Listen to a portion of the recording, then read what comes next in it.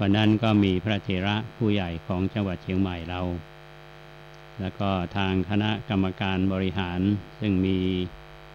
ทางคณะแพทยศาสตร์มหาวิทยาลัยเชียงใหม่ของเราเนี่ยโดยท่านคณบดี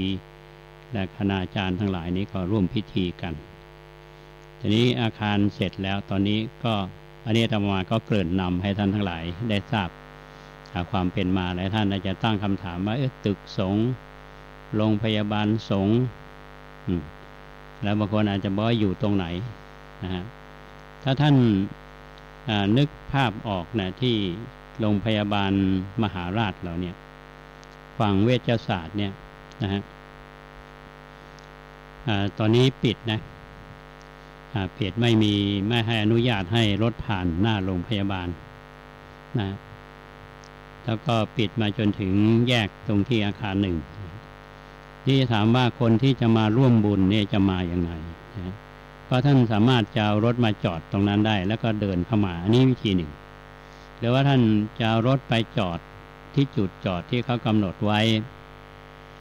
นะโดยใช้ถนน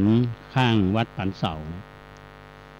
ก็อ้อมไปทางโน้นเลยก็จะมีที่จอดรถเขาเรียกว่าสวนไผ่หรือลานไผ่เนี่ยถ้ามาอาจจะเรียกว่าสวนไผ่ในพันมานองนั้นแล้วจะมีรถขสมกนะฮะขสมกข